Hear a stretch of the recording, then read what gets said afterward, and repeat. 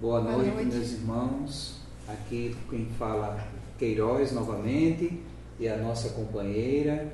Boa noite a todos, sejam todos bem-vindos. Mari Lourdes. Sim. No ar, Verdade. mais um Página Aberta. Hoje com um tema que nos concita muito à realização, ao trabalho, à disciplina, né? Que Emmanuel nos traz do livro Pão Nosso, o arado. Né? Uma alegoria bem expressiva com relação ao que a gente vai produzindo ou deixando de produzir. Então, vocês que nos acompanham pela Rede Amigo Espírita, Canal 5 e a Rádio Amigo Espírita, mais uma vez no ar, o nosso Página Aberta. Então, Mari Lourdes, a palavra com você. Neste tema de hoje, Emmanuel começa citando o Evangelho de Lucas, capítulo 9, versículo 62, onde Jesus diz: ninguém que lança a mão do arado e olha para trás é apto para o reino de Deus. Palavras muito fortes e firmes do Cristo, não é? Nos solicitando a compreensão do que realmente precisamos fazer para estarmos aptos ao reino de Deus. Esse olhar para trás, na visão de Emmanuel, ele é bem interessante porque muita gente fica preso na questão do seu passado, nas dificuldades que enfrentou, em tudo que, digamos assim, fê-la demover da luta, da caminhada, e muitas vezes há o processo depressivo e quão se não um agravante para a desistência mesmo, quando chega às raias do suicídio. E isso é muito preocupante de fato, porque todo aquele que conhece a verdade, ele principia realmente por uma ânsia, uma vontade muito forte de mudar, de desenvolver e de fazer diferente. Mas tem algumas horas, algumas situações que, óbvio, nós temos sombras muito mais fortes do que o acesso ainda à luz, que também está no nosso interior. E é óbvio que durante essa caminhada há os processos de queda, não é?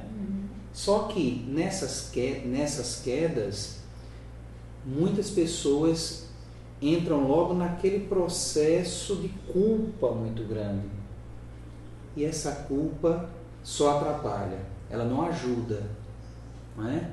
E aí a questão de, independente do estágio, a gente não se preocupar com essas quedas, não se preocupar com essas dificuldades que sempre vão surgir.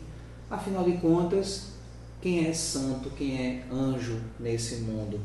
Como disse nosso irmão Haroldo, uma palestra, essa que a gente ouviu, de tantas outras que ele profere, eu não me lembro o título dela.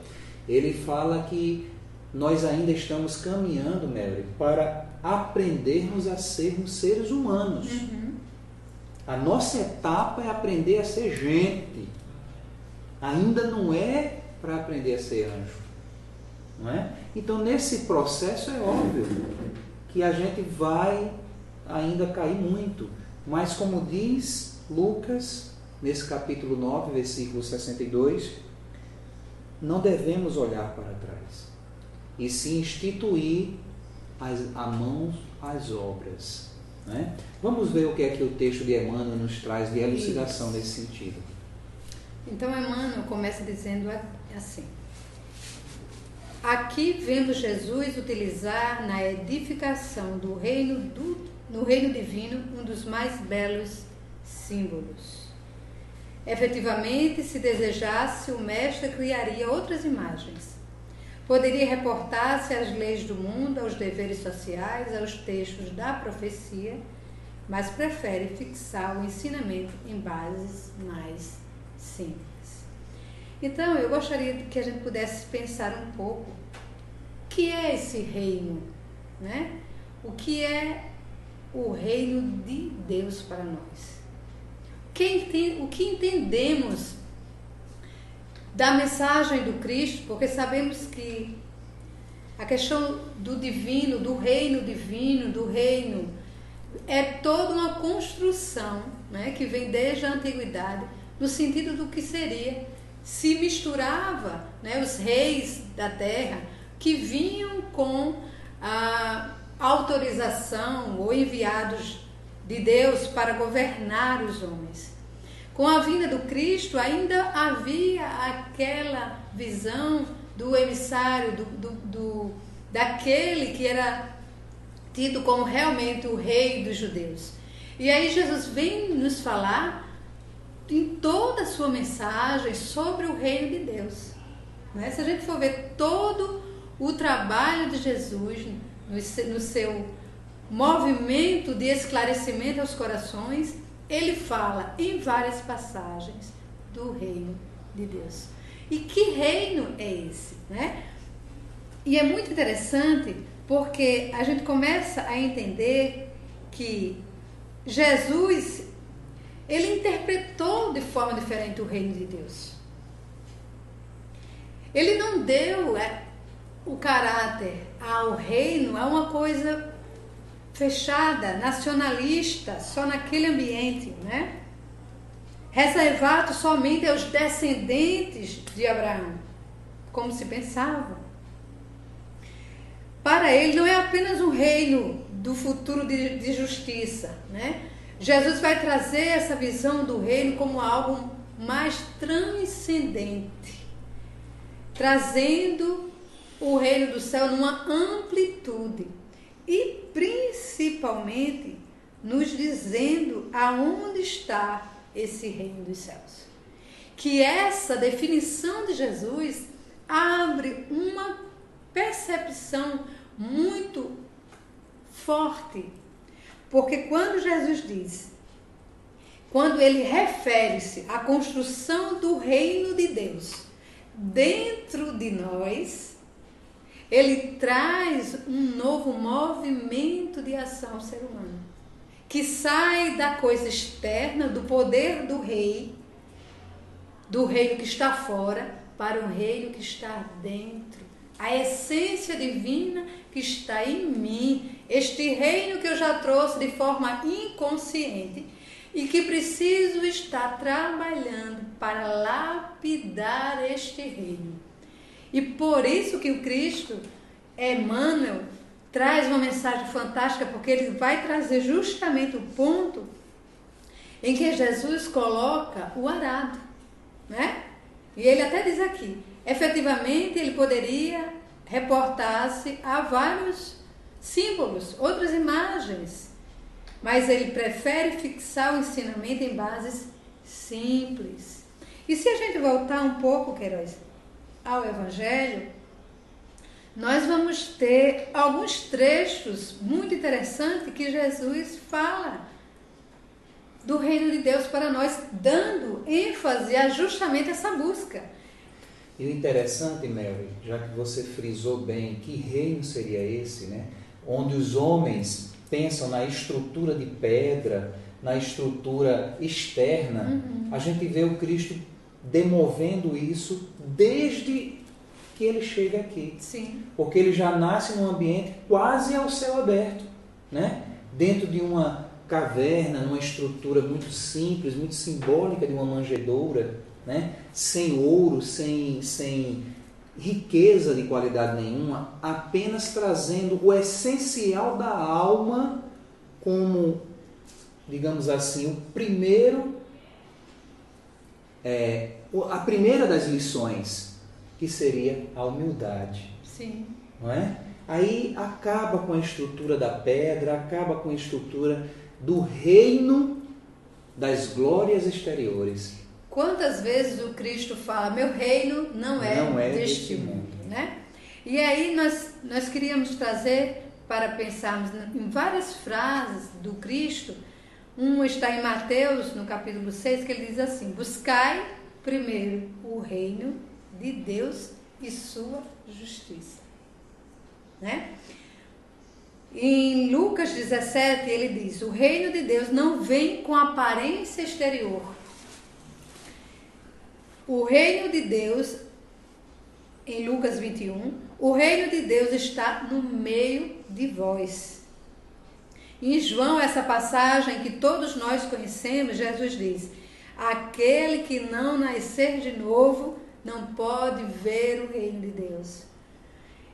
Em Mateus 5, Jesus diz: se a vossa justiça não exceder a dos escribas e fariseus, de modo algum entrarei no reino dos céus.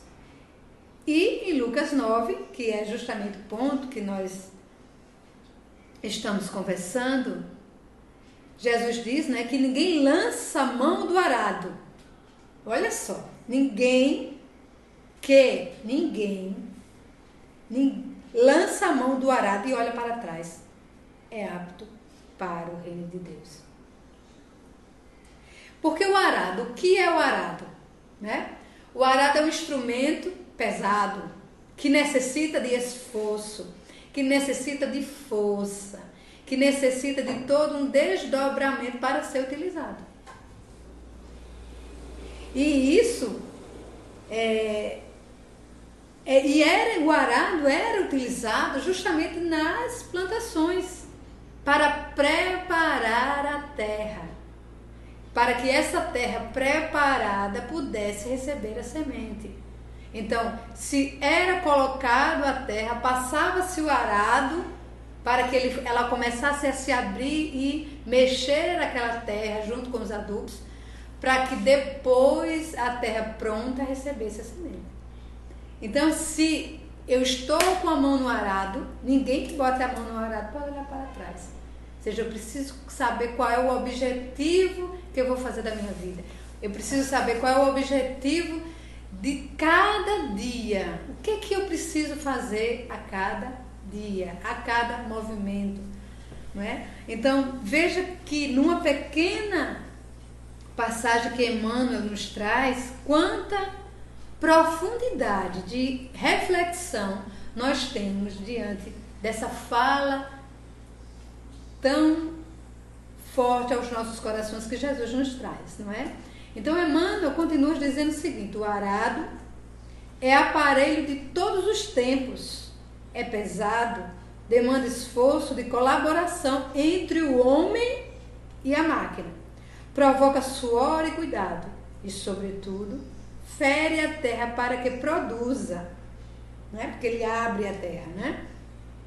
Constrói o berço das sementeiras e a sua passagem o terreno cede para que a chuva, o sol e os adubos sejam convenientes, aproveitados. Meus irmãos, nós precisamos saber o que é o arado em nossas vidas. Ou a gente poderia fazer a pergunta: o que é essencial na minha vida? O que é que de fato eu ando colocando como prioridade mesmo, como meta de sustentação? Porque a gente sabe, quando a gente vive num mundo, principalmente no mundo capitalista, né, que envolve a nossa cultura, toda empresa a gente tem aquela estrutura, né, de meta para cumprir, para realizar, para ganhar, para oferir. Então, será que a minha estrutura de vida ela se resume apenas nesse pensar e nesse agir? É óbvio que isso é essencial também. É óbvio que isso aí vai construir, não é? A inteligência, o raciocínio, e o contato vai fazer com que emoções, com que as nossas estruturas íntimas a trabalhar, elas sejam postas à prova de fato.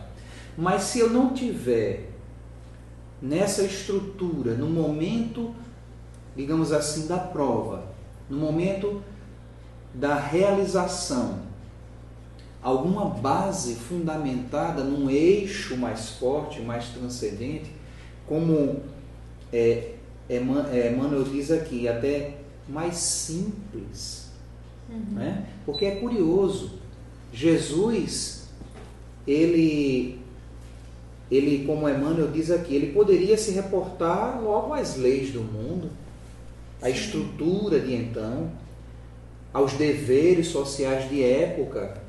Muita coisa, com certeza, o Cristo poderia falar que estava errado, né? Poderia querer modificar, mexer também na questão de discussão dos textos da profecia, né? Mas Emmanuel diz que ele preferiu fixar o ensinamento em bases mais simples. E essa estrutura simples, a gente acha muitas vezes que essa palavra, ela não significa ou não representa trabalho ou esforço. Né? Não é curioso isso?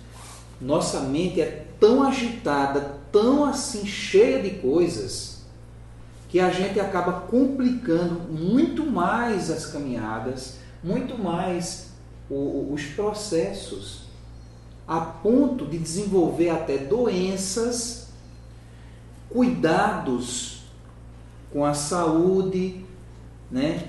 Envolvendo esforços da medicina, envolvendo esforços de profissionais, sem que fosse necessário.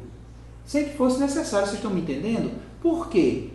Porque eu comecei a entrar num turbilhinho, dificultando o caminhar, dificultando a trajetória, e isso vai como que proporcionasse uma verdadeira avalanche de pesares sobre mim, sobrecarregando, como a gente diz alegoricamente, a própria cruz. Sim. Aí o que é que isso acontece? O organismo, a estrutura, o ser não aguenta. Aí começa a aparecer as doenças, né? Começa a aparecer dificuldades que poderiam, todas elas, ser evitadas. Nem estavam, vamos dizer assim, escritas para acontecer. Por quê? Porque a gente não observou o mais simples. Eu digo novamente, o exemplo da manjedoura. A primeira lição de Jesus. Né? E Vamberto cita até aqui realmente uma avalanche de necessidades. Mas quantas necessidades são imperantes para que a minha vida possa de fato florescer com mais harmonia, com mais calma. Né? Você lembra de Peixinho? Nosso irmão Peixinho, lá da Bahia, no MIEP, que foi agora um evento aqui em Campina Grande pelo Carnaval, ele discutia a necessidade do indivíduo para achar, para entender, para sintonizar com Deus, de esvaziar sua mente, de deixar, literalmente, de pensar em dado momento, para que ele pudesse alcançar a estrutura do Todo-Poderoso. Não é? Não é uma questão, alguém poderia dizer, não, mas isso não seria um quê de negar-se a si mesmo, um quê de ausentar-se da realidade?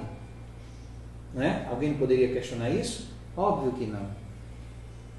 É porque é justamente nessa agitação a gente muitas vezes perde o contato com o que é essencial e verdadeiro.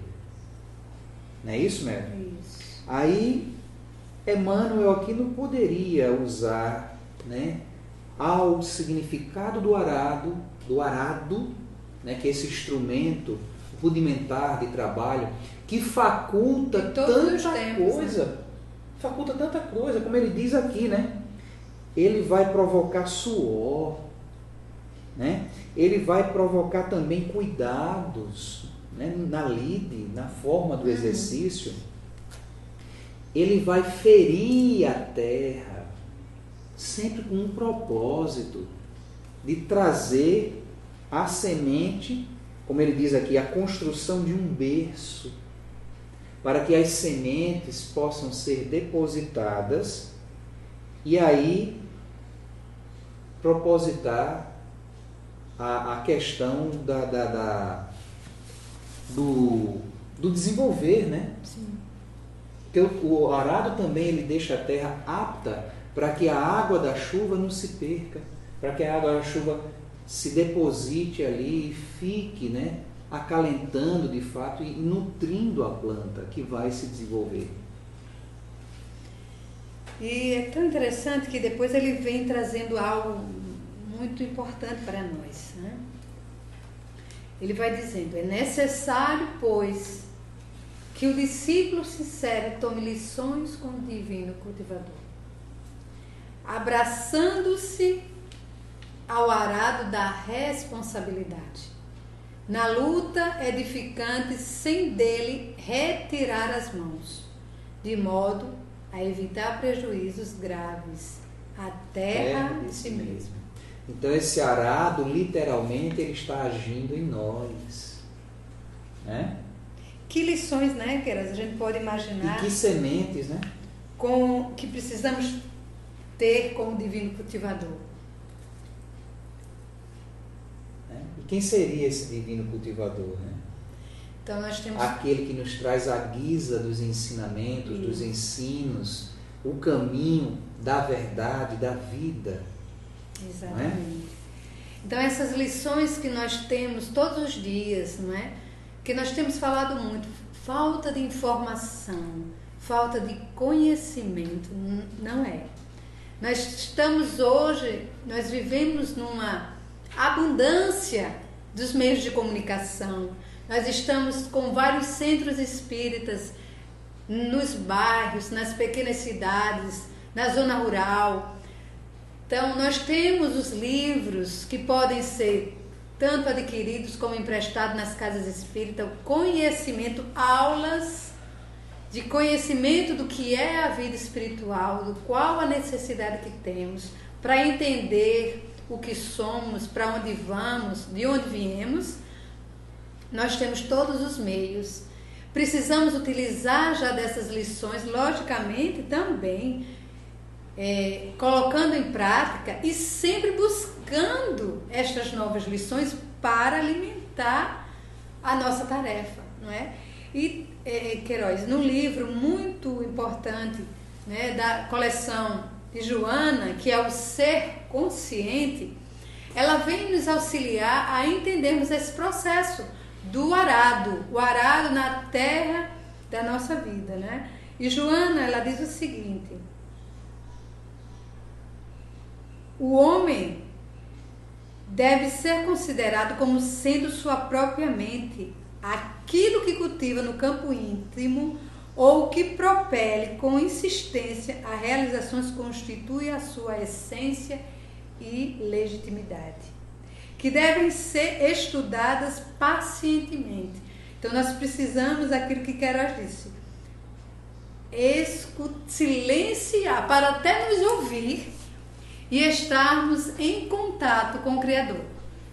Porque se a nossa mente realmente é um turbilhão de ideias, de pensamento, de informações que nós recebemos.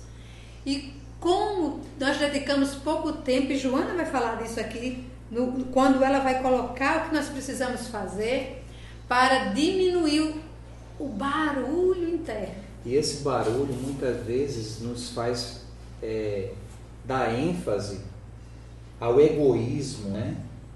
Que me faz promover excessos. O Vamberto aqui acabou Vamberto sempre nos participa, Vamberto, muito obrigado com a sua colaboração de forma bem significativa, ele falando desse atual momento aí onde a corrupção está tão à tona, né?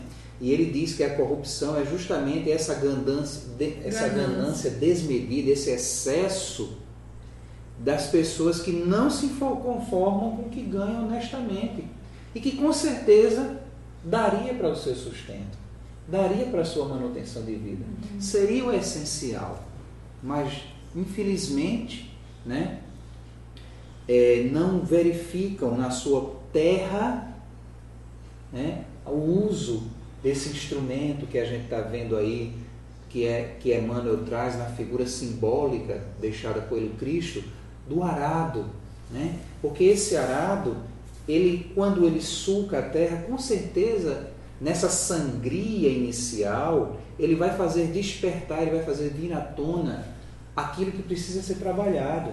É interessante isso, porque a primeira base do arado é justamente ferir a terra. Né? E também é simbólico esse ferir, porque ele vai fazendo justamente esse aparado do que se precisa para se trabalhar.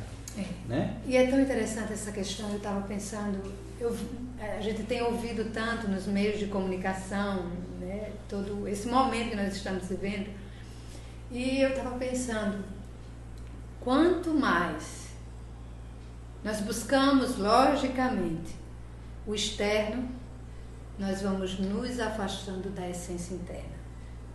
E por isso que eu vou perdendo o contato comigo mesmo, com a minha essência divina, e vou entrando num vazio existencial e vou querendo me alimentar das coisas externas. E aí a ganância, né?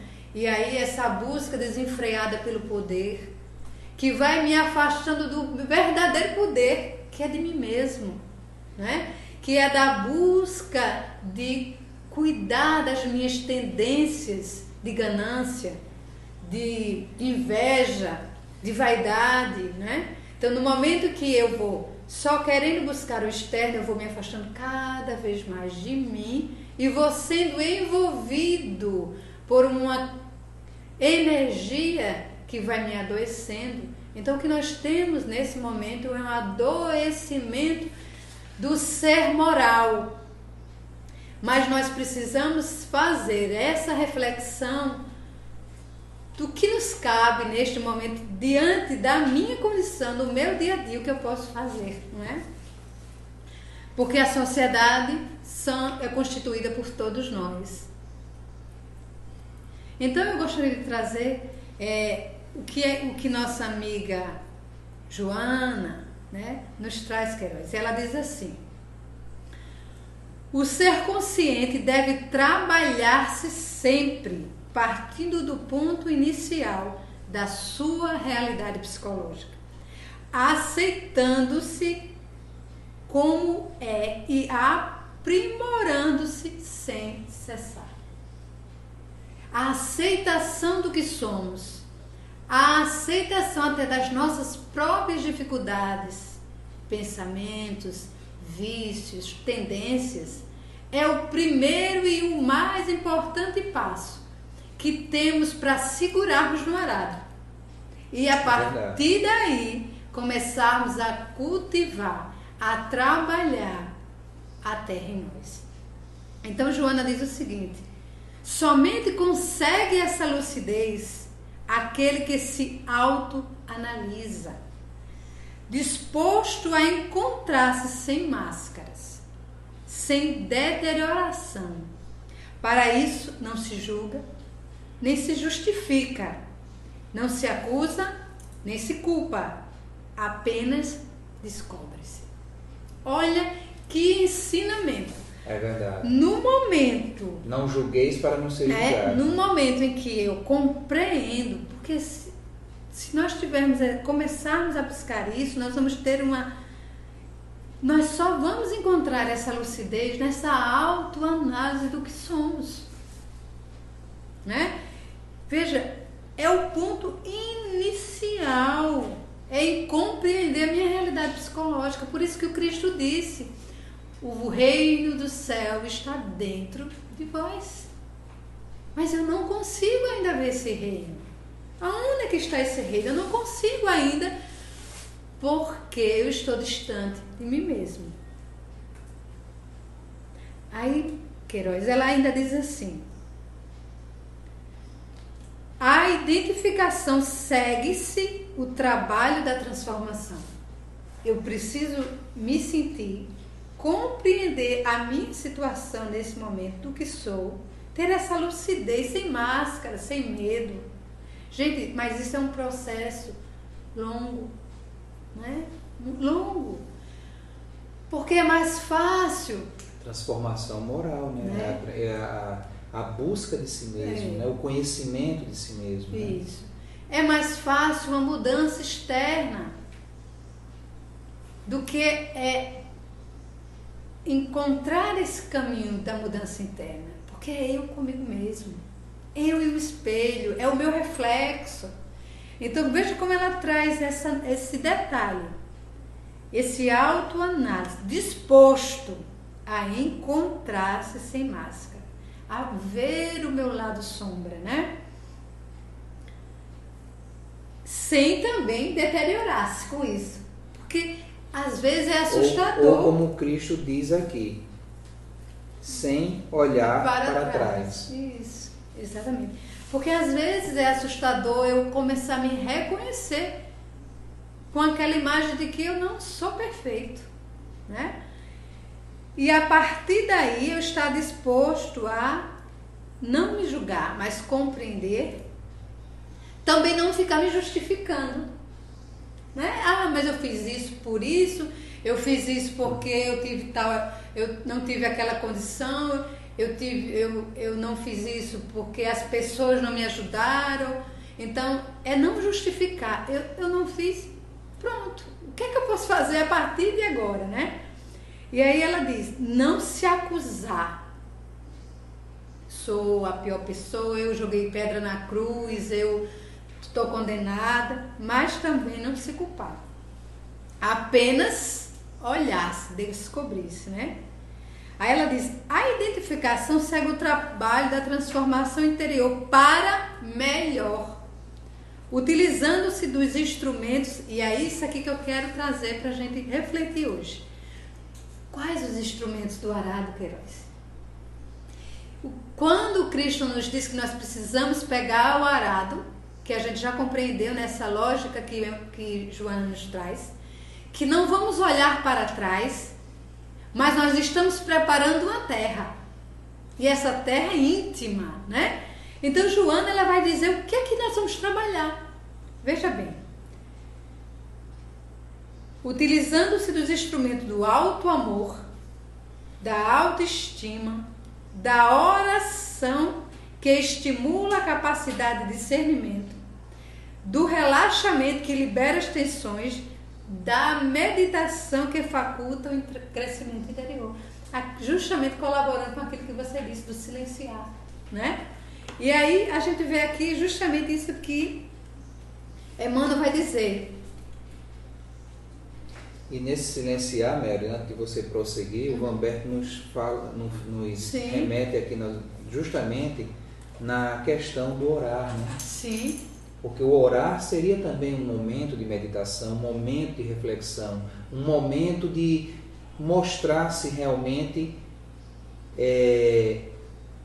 disposto a colaborar com esse processo. Mas quando eu falo isso, é aquela oração sincera, né? É aquela oração socorro que me pede, que eu faço no sentido de pedir forças, né? No sentido de buscar apoio, no sentido de alimentar-me para o passo adiante que eu tenho de dar. Sim. E não no sentido de que muitas vezes a gente vê as pessoas usando a prece como que fosse para demover, como se fosse para isentá-la de uma tarefa, né? De um processo. A gente sabe que Deus é misericórdia, mas também é justiça. Sim. Né? E nessa justiça age de acordo com o proceder do indivíduo no antes e no depois, no aqui e no agora, que vai alimentando as possibilidades para os passos que hão de vir. É uma construção, né? É como a gente está vendo aí desde o início, é um processo onde a terra é aberta, a semente é depositada e todos os elementos de então vão vindo no sentido de proporcionar o que a gente depositou ali, para que os frutos venham à tona. Não é isso? Sim. Justamente isso, né? Então, agora a gente vai pensar um pouco junto a Joana e ao nosso Emmanuel, né? Essas luzes no nosso caminho, Então, Joana vai começar a dizer o que é esses instrumentos, né? O que é o alto amor? Quando a gente pensa assim, alto amor, é o amor egoísmo, que eu vou olhar para mim? Aí o que é que ela diz? O alto amor ensina-o a encontrar-se e desvela os potenciais de força íntima nele jacentes. Tem nada a ver com orgulho nem vaidade. Exato. Mas como é assim, o alto amor? Eu reconhecer as minhas potencialidades, descobrir, né? Encontrar-se. Ela não diz nem descobrir. Ensina, o alto amor nos ensina a encontrar, né? A desvelar os potenciais de força íntima que existem dentro de nós, compreender o que somos, compreender as nossas habilidades, né? A essência, por isso, mas é tão interessante, Queiroz, o Cristo, que aí o que é que ele diz? Vós sois luzes, vós sois o sal da terra, não é? Sempre nos auxiliando a esse mergulhar para sentir a nossa própria força divina.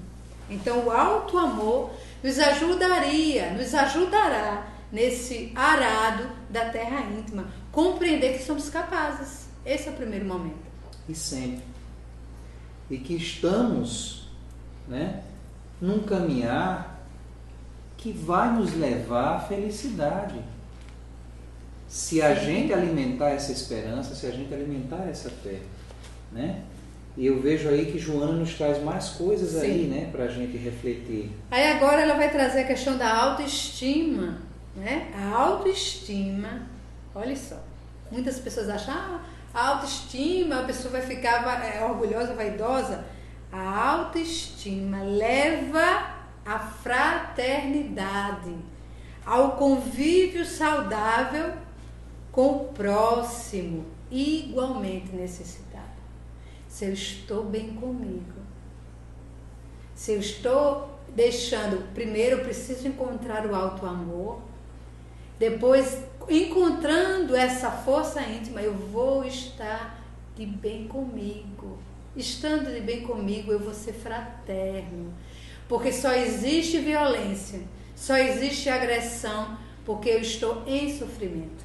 Ninguém agride outra pessoa, ninguém é violento se dentro de si ele já não tenha sido violentado, ele já não esteja adoecido. Então, se eu estou bem comigo, eu serei fraterno, eu serei amoroso, né? Então, poder compreender isso é ter um outro olhar até para as pessoas que estão ao meu redor, né? E aí ela traz também a questão do relaxamento, né? Que ela coloca aqui como relaxação, proporcionar-lhe a harmonia, horizontes largos para a movimentação. E aí, lembrando novamente de Peixinho, né, Queiroz? Peixinho nos dizia da necessidade de contemplar. Tem coisa mais agradável de você contemplar o belo que é a natureza. Você tirar uns minutinhos na sua casa para diminuir a poluição mental e olhar uma flor, olhar a lua, né? Contemplar o mar, né? Contemplar o belo. Nós conseguimos relaxar, precisamos sair desse movimento conturbado do dia a dia e, como ela disse, entrarmos no processo de harmonia. Relaxar não é a gente fugir e se distanciar do mundo, é a gente estar em contato conosco, mas buscar uma harmonia, horizontes largos para a movimentação. E nessa harmonia, o que é que Emmanuel diz? Nessa meditação, nesse processo, né? O que é que Emmanuel fala aqui? Que a gente deve meditar nas oportunidades, mesmo que sejam aquelas perdidas. Também nas chuvas de misericórdia que caíram sobre nós e que se foram sem qualquer aproveitamento para o nosso espírito. Por quê? Porque eu não estava atento, porque eu não estava em sintonia. Não é? Aí a gente se acha perdido, a gente se acha isolado e só. Na verdade, isso não reflete a realidade. Isso não mostra a disposição do mundo espiritual que está sempre em nossa volta e em tudo que interage na natureza sempre ao nosso favor. Isso. Apenas eu estava distraído. Uhum. E tem gente que até canta, né? Deixe a vida me levar. Sim. Quando na verdade eu que tenho que sintonizar, Ser autor, estar né? autor e partícipe constante desse processo maravilhoso que é a vida, né? Como o Vamberto Queiroz coloca aí, muito interessante, que ele diz: é engraçado, pois quando estamos em paz interior, reagimos tardiamente às agressões, ou seja, não agredimos de volta, só pensamos e depois, né, é que vamos tomar alguma atitude. Então, daí a importância de estarmos sempre refletindo. E aí, colaborando com Emmanuel, Joana nos diz o seguinte: a meditação ajuda a crescer de dentro para fora, realizando-se em amplitude e abrindo-lhe a percepção para os estados alterados de consciência. E o autoconhecimento se torna uma necessidade prioritária na programática existencial da criatura. Quem o posterga não se realiza satisfatoriamente, porque permanece perdido em um espaço escuro, ignorado dentro de si mesmo. E continuando esse processo, né, na meditação do momento, né, na transcendência do ser espiritual que somos, Emmanuel prossegue dizendo, né, que a gente deve meditar no sol. Olha que coisa linda! Devemos meditar no sol de amor que nos vem vivificando há muitos milênios. No sol de amor que vem nos vivificando há muitos milênios.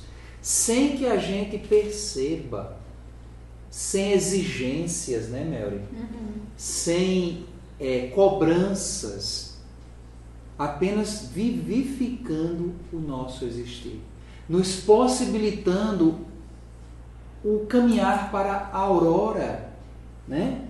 Para a vida que realmente surge. E também Emmanuel diz que devemos meditar nos adubos preciosos que temos recusado. Sim. Né? Por preferirmos justamente, ao invés do trabalho, ao invés de pegar, como diz mesmo, um arado na mão e calejar e suar, preferimos a ociosidade e a indiferença, não é? E ele continua dizendo aqui, pede para nós examinarmos tudo isso e refletir no símbolo do Cristo. No símbolo do Cristo. Qual é o símbolo do Cristo? O amor, né? O amor. E fala no livro Brasil, Coração do Mundo, Pátria do Evangelho, que esse símbolo para a terra, né, trazido por esse amor maior, é justamente a cruz. Não a cruz de sofrimento, não a cruz de lapidação, mas uma cruz de trabalho, uma cruz para realização, para o desenvolvimento, né? Porque o Cristo, ele começa simbolizando na sua trajetória aqui, como eu falei antes, o princípio da humildade e termina literalmente carregando a cruz, né? Que seria, se a gente levar em consideração a elevação espiritual dele, seria literalmente, Mary, a nossa cruz. Uhum. Mostrando que alguém precisa caminhar e naquele momento lá, onde eu não entendo o processo, que eu deva refletir em Deus, né? A atitude de prosseguir, mesmo que não seja a minha escolha, mas a escolha de Deus, né? Porque todos nós temos realmente esse proceder, né? Essa reflexão, esse caminhar que jamais deve ficar de lado. E ele prossegue aqui: um arado, né, promete serviço, não ociosidade. Disciplina, aflição e cansaço, né? Examinando melhor a questão, o símbolo aqui que Emmanuel está citando nessa mensagem não pode ser outro, Mério, nem é a cruz que eu falei, que logicamente tem uma simbologia do nosso processo, nem é a fonte primordial da vida, que é o amor, mas é o arado, né? O símbolo que essa mensagem traz, que Emmanuel nos manda refletir. Sim. O arado. Por quê? Porque ele promete serviço, disciplina, também aflição e cansaço. No entanto, não se deve esquecer que depois dele chegam semeaduras e colheitas, pães no prato e celeiros guarnecidos. Né? Belíssimo. É como literalmente dizer, após a tempestade vem a bonança. Né? Ai de nós se não fosse esses processos de renovação que a natureza nos inspira na vida. Portanto, meus irmãos, muito obrigado por mais essa companhia, que a gente possa de fato refletir com muita intensidade.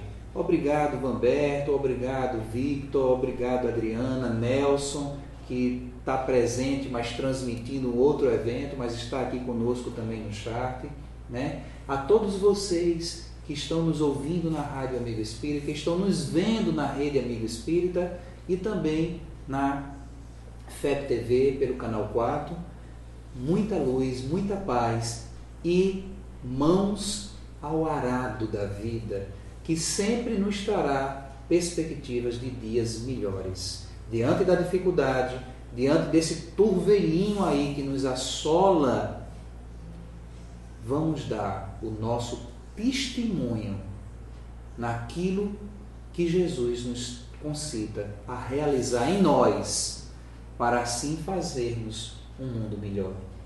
A começar pelo nosso íntimo. Isso. Boa noite a todos, muita paz, que possamos continuarmos firmes na caminhada do autodescobrimento. Jesus é nosso guia. Boa noite.